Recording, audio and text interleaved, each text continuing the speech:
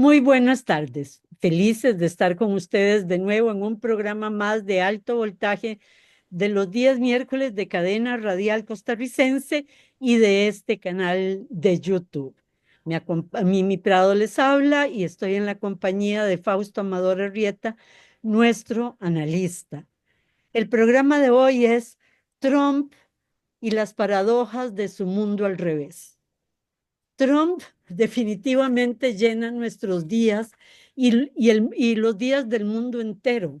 Es un terremoto, un desembarco en Normandía, un elefante en una cristalería. Todas estas son frases que escuchamos en estos 8 días de su presencia en la Casa Blanca. Lo que sí podemos tener claro todos es que nada de lo que señala son amenazas o propuestas no fundadas y si no, más bien actos que serán llevados a la acción. Sus medidas llevan una velocidad endemoniada. Tiene solo 2 años para las elecciones internas y 4 para modelar una nueva era. También tiene la furia implícita de la reivindicación personal y además no darle tiempo a la reacción a sus oponentes. Sus medidas internas en despidos legales o no, en eliminar toda señal de legislación cultural o woke, sus acciones contra los migrantes, legales o no, representan un cambio enorme, igual de movido y lleno de sorpresas. También es un cambio enorme el que nos está planteando en la geopolítica internacional.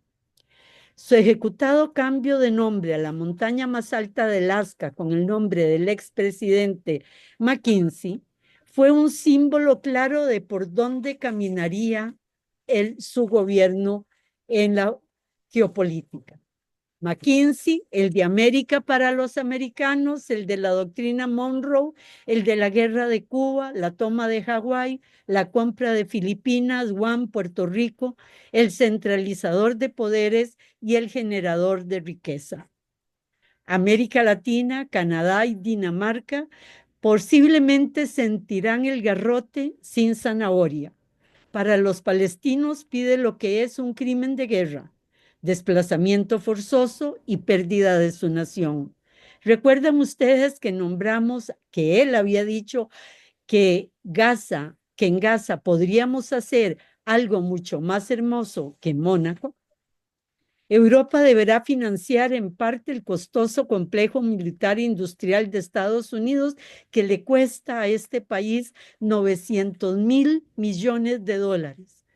Para que tengan un ejemplo, una comparación, el complejo industrial ruso cuesta solamente 90.000 millones de dólares.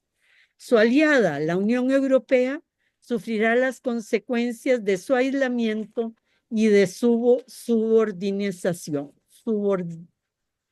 Dinación. Gracias. Él apoyará a los grupos políticos amigos en Europa de la extrema derecha y a la nueva versión de las revoluciones de colores promovidas en la década anterior por la CIA y que ahora son por los derechos electorales en Europa del Este. Este viernes en Davos marcó su posición dura hacia Europa, guerra cultural y guerra económica. ¿Podríamos pensar que Trump va por la Unión Europea? Y al día de hoy, tristemente, Europa está sola. Y irá también al interno de Estados Unidos, perdón, no es en pregunta, va también al interno de los Estados Unidos por la revolución tecnológica, por el avance de la inteligencia artificial, y para ello presentó un proyecto de todos conocidos de 500.000 millones de dólares, el Stargate, y declaró además emergencia energética porque estas empresas gastan una cantidad enorme de energía y de agua. De ahí su solicitud a la baja de los precios del petróleo. Visualizamos que así como Trump no ve la necesidad de la guerra de Ucrania, paralizó por 3 meses la ayuda exterior, incluida la de Ucrania, pero no así la de Israel y la de Egipto, tiene una política de acercamiento y amistad con China. Hablan Trump y Xi Jinping y Trump se regocija de la calidez y la claridad de la relación con Xi. Y hablan también el canciller Rubio y el canciller chino. Incluso después de eso señala China que Estados Unidos respetará la posición de una sola China, el no apoyo a la separación con Taiwán. Con esta y muchísimas más movimientos que hacen que sea incluso difícil seguir el análisis, este lunes pasado pasó un tsunami en el tema de las tecnológicas, un tsunami en la bolsa y un tsunami en las 7 magníficas empresas desarrolladoras del Silicon Valley. Una pequeña empresa de China, de estudiantes chinos, con 6 millones de dólares, ha creado una inteligencia artificial que va a competir con el GTP. Caen así las acciones de Namibia y las otras 6 empresas estadounidenses, señalando que el bloqueo a los chips que hizo Estados Unidos a China no tuvo ningún sentido y que China está al mismo nivel o si no arriba del desarrollo tecnológico de los Estados Unidos, que los costes norteamericanos estaban inflados y que con poca energía y poca agua se podía lograr exactamente lo mismo. Frente a este tsunami sacamos, o yo pude sacar 2 conclusiones rápidas. Una, la inteligencia de China de sacar este tema. El viernes fue Davos, el lunes les hace el golpe en la bolsa China a los Estados Unidos. Pero aún más interesante, la respuesta de Trump a esto. En lugar de salir y decir, más impuestos a China, más no sanciones, Trump, en tono pausado, simplemente dijo, esto es una señal de alerta, Estados Unidos debe emprender un camino más serio y más recto en este tema. Muy buenas tardes, Fausto. Buenas tardes, Mimi. Me parecen muy atinadas tus observaciones y yo voy a tener que volver sobre alguna de ellas para ampliarlas, ya que de alguna manera fue una vista panorámica la tuya. Pero yo empezaría por donde lo dejamos la semana pasada, cuando analizábamos el acto de coronación de Trump, digo, de juramento y toma de posesión de su cargo, un error voluntario No, como, exactamente. como presidente de Estados Unidos. Al analizar su segunda semana, lo primero sería respirar hondo después de cada uno de sus iniciativas, de sus anuncios, de sus conversaciones.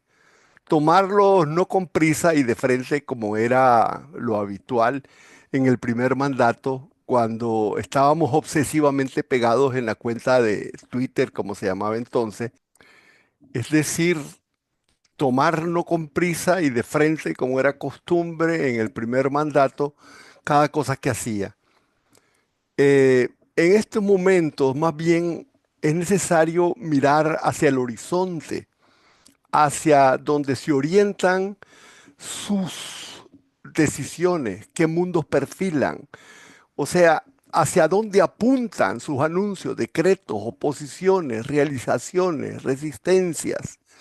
En fin, lo que tenemos que analizar cada vez que lo hagamos es el Trump del más largo plazo, el Trump de un nuevo diseño de la geopolítica mundial.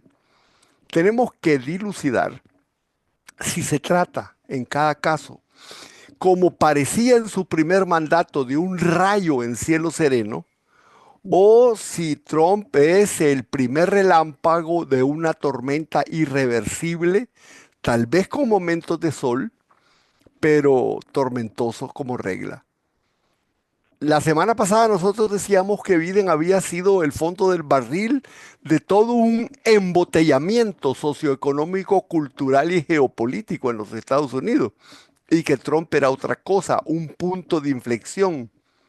el primer presidente de Estados Unidos que está iniciando un giro impactante de políticas domésticas e internacionales. ¿Qué es? Yo creo que lo ocurrido en los primeros días nos da una clara indicación de lo que yo llamaría la voluntad de dominio que Trump quiere imponer, y creo que no es tema solo de su segundo mandato. Creo que es una voluntad de dominio de la clase dominante de los Estados Unidos. Hasta dónde llegará el propio Trump depende de muchas cosas, porque sabemos que los 2 primeros años son decisivos en cuanto a decisiones concretas, y después vienen las elecciones de medio periodo que nos van a decir hasta dónde está con capacidad incluso programática de un posible mandato de J.D. Vance. Pero bueno, yo Creer, creo, Fausto, acaba de decir hoy que no está seguro de que 100% la Constitución le impide volver a lanzarse. así es. Pero bueno, lo decisivo en este caso, que es a lo que yo estaba apuntando, es que eso no cambia lo esencial, y que incluso un retorno demócrata tendrá que navegar con la brújula que le está imponiendo o que está comenzando Trump, o que Trump está obedeciendo. Trump está tratando de imponer una nueva voluntad de dominio nacional. Sus promesas y compromisos electorales son promesas y compromisos radicales extremos. Es un presidente que encarna una voluntad radical de cambios internos y externos, con el expreso propósito de realizar un diseño nacionalista. Está de moda decirlo, soberanista extremo. Y si fuera necesario, utilizando los resortes del Poder Ejecutivo, mucho más allá de sus prerrogativas constitucionales, que es lo que vos estás señalando.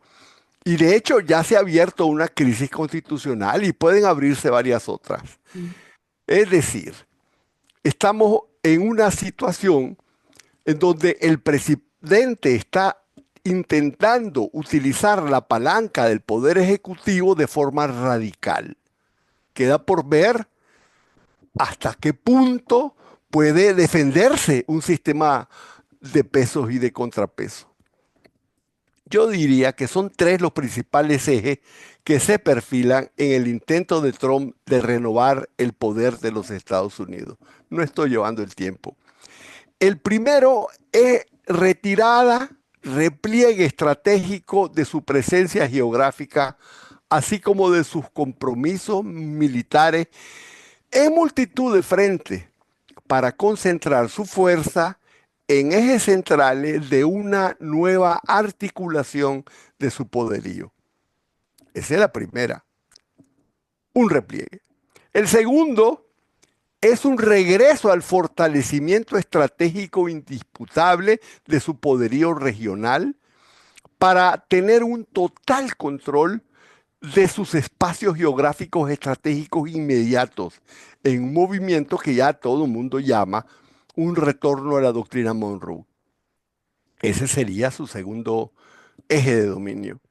El tercer eje de su fortalecimiento es precisamente interno, reformando el servicio civil, clausurando todos los organismos que no se adapten a su visión de dominio y de inversión, suprimiendo todos los sistemas federales de control y regulación, y enfocar todo, absolutamente todo, a aumentar la inversión interna, volver a crear una base manufacturera fuerte, proteger a su industria con impuestos a las importaciones. Es decir, es un tardío y casi impensable, increíble, dirían muchos, retorno en los Estados Unidos a una reindustrialización por sustitución de importaciones. ¿Mm? Mm, buena puntada, Fausto. Es curioso, pero Trump recurrió todos los Estados Unidos. En medio de su campaña electoral tenía un nombre en la boca y muy pocos periódicos lo notaron, no le prestaban atención. hasta que lo sacó en su discurso inaugural y vos lo volviste a mencionar, William McKinley.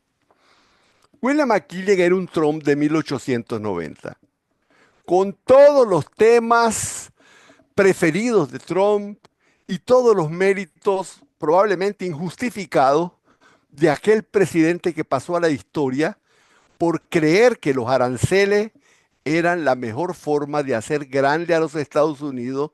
Advierto que él fue que primero dijo esa frase. También el primero que declaró una guerra a un país europeo, cuando aprovechó la explosión del acorazado Maine en la bahía de Cuba, que en realidad probablemente fue una operación de falsa bandera, Exactamente. para iniciar la guerra con España. Y fue el que convirtió, y esto es importante y muy actual, el Golfo de México en el Mediterráneo de Estados Unidos. Es decir, su espacio estratégico naval directo, con Puerto Rico como Estado asociado y Cuba como protectorado norteamericano. Y además fue el que hizo el giro Indo-Pacífico y se apoderó de Filipinas. Y el primero que estableció una política nacional norteamericana con relación a China. Y esa política fue oponerse a la colonización europea de China. Por eso la mención de McKinley no era una ocurrencia. Obviamente Trump no es un historiador y alguien le tuvo que haber contado a Trump la historia de McKinley, pero sea como sea, Se enamoró de McKinley. se enamoró de McKinley, que probablemente era más interesante el siguiente después de McKinley, pero bueno, él Teodoro resucitó un personaje en el que resuenan todos sus temas. Volver al futuro. Lo que poco o nada se menciona es el impacto cultural que McKinley tuvo en España y en América Latina. Toda una generación de intelectuales del pesimismo arrancó en España y América Latina con McKinley. Es la conocida como la generación del 98. Eso también tiene su peso ahora que se nos quiere convertir otra vez en patio trasero. Bueno, regresemos a Trump. Uno de los aspectos más relevantes de su mandato es la velocidad que está imponiendo en su agenda internacional y yo creo que tal vez nos dé tiempo de ver dos de sus aspectos internacionales, que es su relación con China y su relación con Europa. Vamos a ver hasta dónde nos da el tiempo. La, Trump se presenta con dos grandes paradojas con relación a China y a Europa. Zanahoria para el rival y garrote para el aliado. Por eso es paradójico. sí, Lo primero que yo abordaría es el tema de las relaciones con China.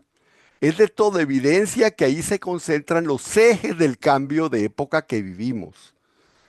El declive del poder hegemónico de Estados Unidos se ha venido haciendo cada vez más manifiesto desde sus problemas internos y hasta sus laberintos internacionales. Por donde se vea, todo ha sido un proceso de disminución del estatus de fuerza y de influencia internacional de los Estados Unidos y de confusión nacional, división nacional. Todo habla de crisis y pérdida de pujanza desde sus divisiones, su debilitada manufactura, su crisis fiscal y bueno, su guerra fallida, la insostenibilidad de mantener casi 1000 bases militares sin ningún propósito inmediato directo, están ahí por estar hasta llegar al fracaso de su agresión a Rusia en Ucrania y al desprestigio internacional supremo jamás vivido por su apoyo al genocidio perpetrado y continuado de Israel en Gaza. Todo ese cúmulo de reflujos se ha visto acompañado por la cada vez mayor articulación en los BRICS de un formidable conjunto de países que cuestionan su hegemonismo y que agrupan a más de la mitad de la población mundial. Ahí destacan la presencia de Rusia y de China, pero con relación a China, los BRICS son solamente apenas uno de los aspectos del fortalecimiento de China. Y si bien Estados Unidos no le ha prestado atención a los BRICS, sí le ha prestado atención a China. Y desde Obama en 2009 se ha visto el crecimiento de la fuerza de China como una amenaza. Y eso se volvió a acentuar con la primera presidencia de Donald Trump y se volvió todavía a recrudecer todavía más con Biden. Desde Obama, desde poco antes del inicio de la segunda administración de Trump, de la primera administración de Trump, se habló de la trampa de Tucídides, expresión creada por Graham Allison para referirse al riesgo de guerra cuando un hegemón desarrolla el pánico a perder la hegemonía ante el ascenso de una potencia que está creciendo. En eso se sintetizó la narrativa geopolítica que se hizo en todo ese momento, planteando que el declive de China, digo, el crecimiento de China y el declive de los Estados Unidos enfilaban a la humanidad hacia un enfrentamiento bélico inevitable entre ambos países. ¿Cómo estamos de tiempo? Estamos bien, tenemos 3 minutos. Bueno, desde entonces pasaron 10 Cuatro años. minutos. Y un día sí y otro también, los gobiernos de Estados Unidos han dicho que China es su principal problema geopolítico y que había que hacer un giro estratégico hacia Asia. La primera administración de Trump comenzó con la retórica agresiva, se desató un movimiento de tarifas arancelarias precursoras de una abierta guerra comercial que no ha llegado.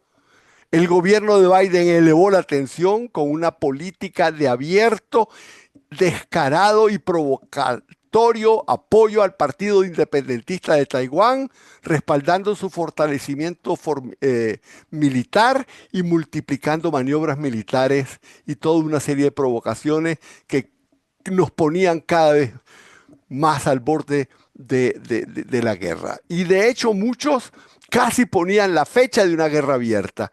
Incluso analistas serenos y realistas como John Mearsheimer se apuntaban al criterio de la inevitabilidad de una guerra de Estados Unidos con China. Por, Generales e- del Pentágono incluso pusieron fecha, el 2030, como posibilidad del inicio de la guerra.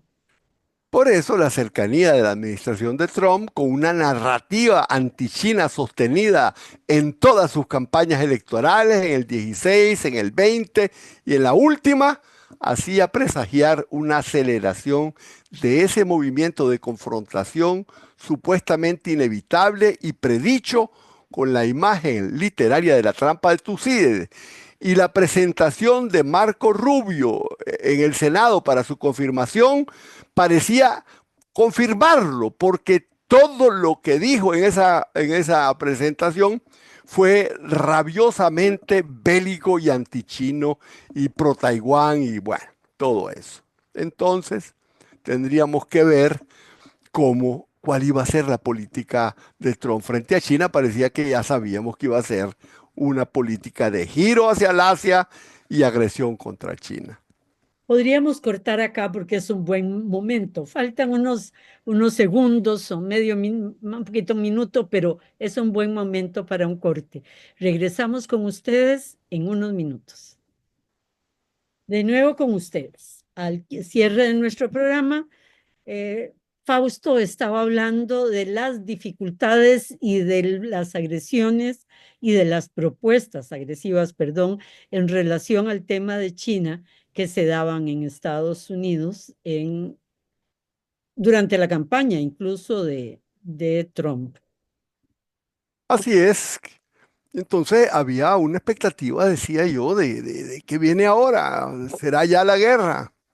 Y bueno, contra todo lo que podía esperarse y en total contradicción con las actitudes prevalecientes, Trump arrancó su mandato con su primer paradoja, zanahoria para el rival.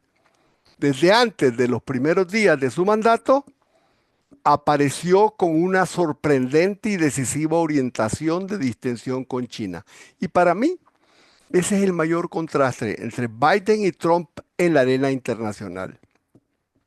Inesperadamente, lo primero que se trasluce es un Trump con una voluntad norteamericana de disminución de tensiones con China.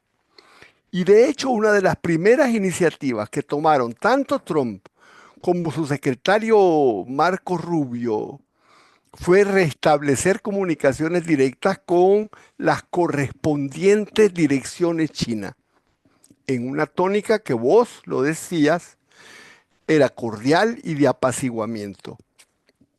Todavía era presidente electo, es decir, 3 días antes de su toma de posesión, Trump solicitó, él, y sostuvo con Xi Jinping una llamada telefónica altamente cordial, al tiempo que le manifestaba su deseo de reunirse con él lo más pronto posible. Y él ir a China.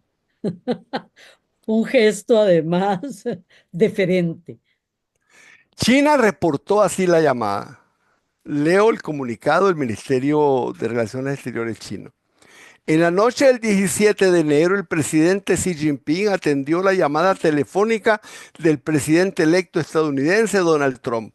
Fue una larga y cordial conversación en la que plantearon sus puntos de vista sobre los problemas más relevantes, Ucrania, Oriente Medio, y en la que acordaron establecer canales de comunicación estratégica y directa entre ambos mandatarios. En mi criterio, es un retorno a lo que fue el teléfono rojo entre Khrushchev y Kennedy. Y más o menos así lo reportó el Ministerio de Relaciones.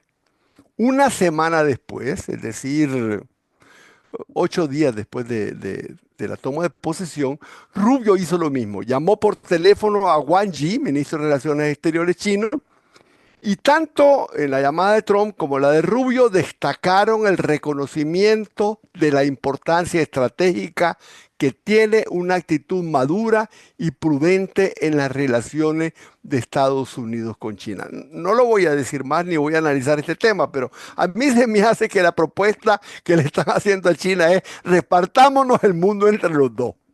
Bueno, Fue Tácito cuando reconoció que estábamos en un mundo tripolar y lo empezó a señalar así, dándole a Rusia el otro punto, algo que en este momento está más dudoso, ¿verdad? Porque está más confrontativo con Rusia. bueno, lo que yo Pero decía Trump, era repartirnos entre los dos, no entre los tres. yo Bueno, ese sé, es el punto que no iba a ahondar. Pero bueno, 3 puntos destacan en la conversación con Rubio. Lo primero fue afirmar que la relación entre Estados Unidos y China, dijo, es la relación bilateral más importante del siglo XXI. Lo segundo fue el reconocimiento expreso de que la relación entre Estados Unidos y China determinará el futuro del mundo. Por eso digo que la propuesta es repartirnos entre los dos. No sé dónde queda Rusia, pero es interesante. Y por eso mismo dijo Rubio que quiere mantener una comunicación franca con China, resolver de forma prudente las diferencias. Dijo Rubio, debemos gestionar de forma madura nuestra relación bilateral, trabajar juntos para afrontar los retos globales y mantener la paz y la estabilidad en el mundo. Esas son las palabras de Rubio transmitidas por el Ministerio de Relaciones Exteriores chino. Y lo tercero, y tan importante como son esas manifestaciones, y vos lo dijiste en tu visión panorámica, que tanto la conversación de Xi como la que tuvieron Rubio con Wang Yi salió a relucir explícitamente el tema de Taiwán. Rubio afirmó con toda claridad que Estados Unidos no apoya la independencia de Taiwán y que espera que la cuestión de Taiwán pueda resolverse pacíficamente de forma aceptable para ambas partes del estrecho de Taiwán.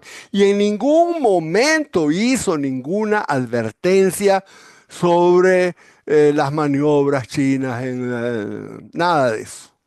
Sin embargo, si vos te vas a leer la prensa occidental, todo lo ponen como si siguiera siendo una cuestión agresiva. No sé cómo lo logran. Pero en realidad la retórica de Trump es totalmente diferente a la que tenía la administración Biden. Y es una actitud bienvenida, creo yo, porque esa actitud es la que confirmó Trump cuando el lunes la empresa china DeepSeek de inteligencia artificial provocó una caída instantánea de 1.5 billones con B de burro en el valor de las empresas tecnológicas de Estados Más Unidos. millones. 1.5 billones. O sea, 1 millón de millones. Pero 1.5 millón de millones. antes del programa estaban hablando de 1.7 billones de dólares. Ah, mira, Eso aumentaron, decía que había aumentado. eso significa que aumentó 200.000 billones entre que vi y ahora. Vamos a ver. Pero ahora quiero enfatizar lo geopolítico en la relación de Trump. Biden tal vez habría dicho que habría que reforzar sanciones, vigilar a los países que no están cumpliendo con el bloqueo de chips de última generación a China, etc. Trump no hizo eso. Trump ni siquiera mencionó la palabra sanción. Trump, el presidente empresario, dijo que ese avance chino era positivo porque probaba que se podía lograr lo mismo a menor costo y que era un gran aliciente para los Estados Unidos, para la competencia de las empresas norteamericanas. O sea, ese tipo de competencia que no vuela balas y que no tiene muertos. Bueno, antes de seguir, y aunque todo mundo debe saberlo, es importante que nosotros lo digamos. En la mañana del lunes salió al mercado DeepSeek, una startup china de inteligencia artificial que con el mismo o mayor desempeño, más fácil entrenamiento, esto es importante porque cuando vos vas a aplicar la máquina de inteligencia artificial, tenés que entrenarla en la tarea en que la vas con datos y con bases de datos, etcétera, en la tarea en que la vas a utilizar. Pues esta necesita 10 veces menos bases de datos de entrenamiento y es 20 veces más económica que las grandes empresas de inteligencia artificial. Está Es construida libre, de libre acceso, además. a libre acceso. Bueno, el tema es que es de código abierto, me imagino que porque el acceso, todo el mundo tiene acceso, en todas las demás también. Está construida con chips baratos de vieja generación y además no necesitan el uso de tanta energía como las empresas de Silicon Valley. Y como dijiste vos, de código abierto. Para explicarlo, es decir, que pueden ser utilizadas de forma instantánea por cualquier empresa que quiera emplear inteligencia artificial en su giro de negocios.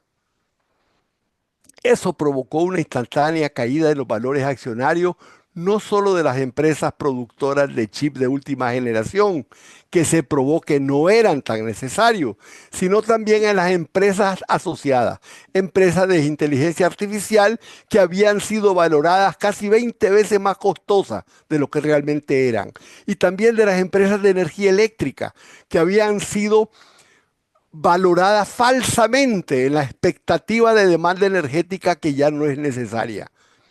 Y la pérdida de valor tecnológica de todas estas empresas de energía, de fabricación de chips, de fabricación de impresión de chips, de todas las asociadas, incluso de computadoras, porque hasta Dell cayó, esa caída representa el 1.7 que decís vos, representa el un tercio del Producto Bruto de toda Alemania.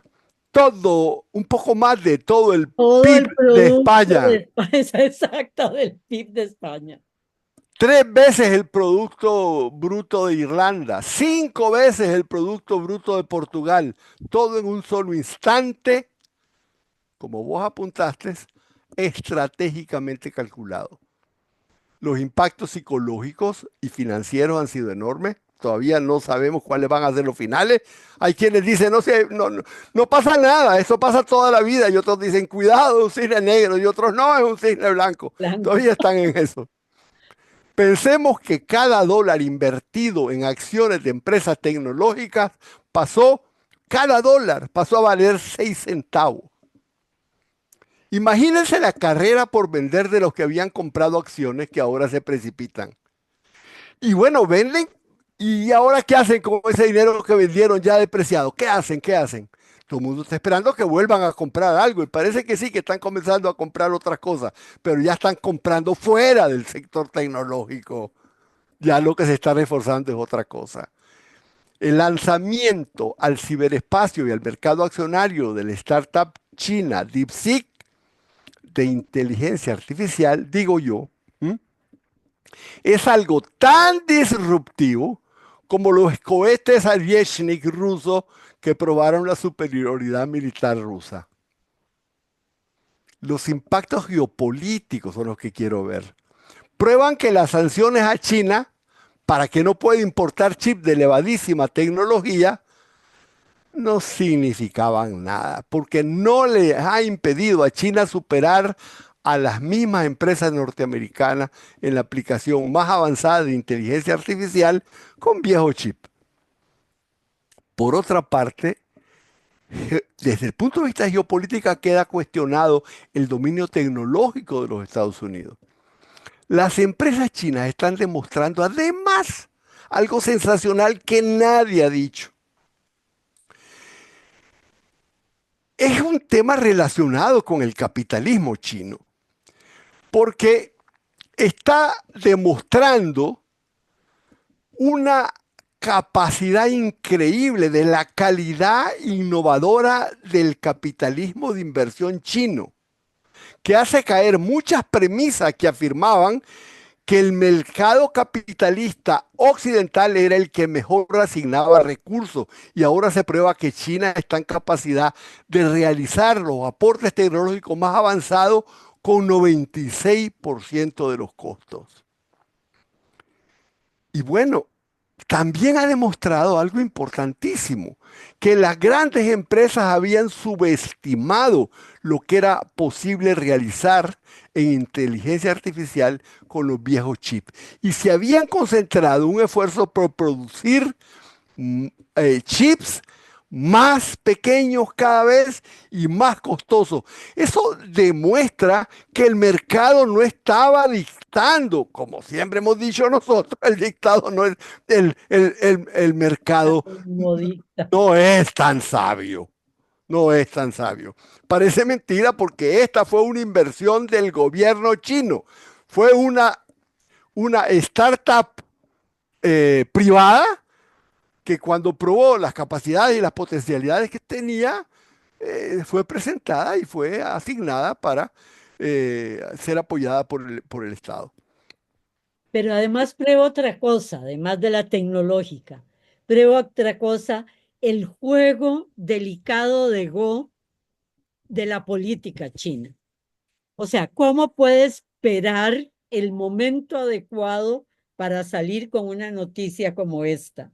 ¿Verdad? Ese juego de una delicadeza, de un tejido realmente impresionante. Bueno, ahora China no solo compite con mano de obra más barata, sino con alta tecnología, 96% más barato. O sea que es posible irse a China, pero no es necesario, le estoy diciendo una forma de decir, invertir en China, ¿eh? Buscando economía financiera, economía de recursos, no solo buscando mano de obra barata, sino incluso tecnología barata. Barata pero buena, ¿no? No eso que Alta dicen, tecnología, alta alta tecnología. tecnología barata. Un Silicon Valley barato. Emman Mostake dijo que el modelo chino era como si China produjera un iPhone de $30 cuando Apple lo produce de 1,000. Esa es la- Pero si lo hace, uno ve lo que significa la inversión en Xiaomi, ¿verdad? Lo que pasa es que todavía tenemos el hegemón, se ha ganado definitivamente la guerra cultural. Esa está ganada, ¿verdad? Entonces la inversión en Apple es lo importante. Comprar un Apple es lo importante. Pero adicionalmente este acontecimiento se une en el reforzamiento, lo voy a decir, es obvio y evidente, pero bueno, tengo que decirlo. Reforzamiento de la tendencia irreversible del poderío chino. De ahí que ante semejante debacle, que Trump haya tenido una reacción tan serena, ¿m? Tan madura, son las mejores noticias del mundo, porque en medio del proteccionismo devuelve la competencia por competitividad tecnológica comercial. Y la competencia entre los dos países no es una competencia bélica. Por el momento. Bueno, en cambio, si analizamos las orientaciones de política de Trump hacia los países europeos, vemos un contraste fuertísimo. Yo esta mañana, yo leo los titulares sobre todo, porque después el fondo de los artículos siempre es desinformación en Alemania, pero leo el Spiegel y hoy me sorprendió el titular. El titular era: contra los amigos, Trump se lanza en su edición más brutal. Am brutalsten, dijo. Es la segunda paradoja, garrote para el aliado. Se podría decir con claridad que Trump viene con una agenda de guerra contra Europa, guerra comercial. O contra la Debemos, Unión Europea. Es decir, querrá desaparecer y así evitarse el peligro de que Unión Europea no puede desmembrar Rusia, pero puedo dividir Europa porque el peligro es Europa y Rusia juntos. No sé, o sea, especulaciones de geopolítica, pero ahí están. bueno, debemos comprender el contexto. Al haberse sumado a las sanciones contra Rusia, los europeos se privaron de la energía barata que hacía competitiva su producción manufacturera. Y me refiero a Europa, no solo a la Unión Europea. A muchos he escuchado decir que la guerra de Ucrania fue más contra Europa que contra Rusia. Trump llega con 5 terribles amenazas contra Europa. Es todo un paquete antieuropeo. Y me recuerda a Kissinger, que decía: ser enemigo de Estados Unidos es muy peligroso, pero Sí. ser amigo de Estados Unidos es mortal. Europa lo está apreciando ahora. Yo me recuerdo un libro que leí cuando era más joven, que decía de Lenin, que se titulaba El imperialismo, fase superior del capitalismo. Entonces yo quiero parodiar a Lenin para decir que Europa es la fase superior del neocolonialismo, porque las políticas de Trump solo son posibles de imponer a una neocolonia. Y bueno, ahí van las 5 agresiones de Trump. La primera: el 5% del PIB debe ser aumentado para el presupuesto militar, con destrucción total de inversión social, educativa y de salud. La segunda es que amenaza a Europa con tarifas proteccionistas de hasta el 25% a las exportaciones de Estados Unidos. Exige que se le compre el gas carísimo que ya no recibe de Rusia. Y se dice que cuando se reanude la relación con Rusia, si alguna vez se reanuda, el aprovisionamiento del gas ruso del Nord Stream va a ser manejado por compañías norteamericanas. La agresión que dio Trump en el Foro Mundial de Davos fue brutal, porque acompañó la amenaza de no sanciones, sino de aranceles a, al chantaje. Si se vienen a Estados Unidos, van a tener el país con menores impuestos posibles. Pero si no vienen, serán castigados. O sea, las amenazó con fuertes amenazas si no invertían en Estados Unidos. Y Y Europa además, no tejió como China sus amistades durante todo este tiempo. Europa está sola, es decir, frente a estas amenazas. Europa está sola porque quiere estar sola. O sea, Claro, claro, porque se porque es quedó sola. neocolonia, porque es neocolonia. O sea, Trump además amenaza con más represalias a Europa por el impuesto mínimo comunitario contra las multinacionales que hacen ganancias en Europa y en protesta contra los impuestos nacionales que algunos países han impuesto a las redes web y que ya son vigentes en varios países europeos. Y es interesante porque el balance comercial, el desequilibrio, es con relación al comercio de bienes, porque si lo vemos en su totalidad y añadimos los negocios que hacen las multinacionales, sobre todo tecnológicas, en Europa, no hay tal desbalance. Pero bueno, si no se portan bien, entran los aranceles. La Unión Europea está contra la pared. ¿Tiene instrumentos para defenderse? Claro, pero ¿lo hará? No estoy seguro. La realidad es que mientras comienza a enamorar a China, su enemigo, inicia una guerra comercial contra Europa, su aliado. Es aquello que los mexicanos dicen, compadre, no me defienda. Y la cosa es mucho más allá porque lo que quiere, como vos dijiste, es dividir a la Unión Europea, porque en la Unión Europea hay por lo menos cuatro diferentes actitudes con relación a los Estados Unidos. Hay quien se opone, hay quien dice no hagamos nada, hay quien lo refuerza, en fin. Yo creo que este es el momento. De cerrar. Nos quedó Rusia. Cuando yo señalé que él veía un mundo tripolar, pero vos decías, no, solo también estaba empezando a señalar que eso fue al inicio, que en este momento ya tiene una pequeña confrontación con Rusia, una alianza con China buscando separarla de Rusia. Es decir, sobre eso hablaremos en algún otro programa.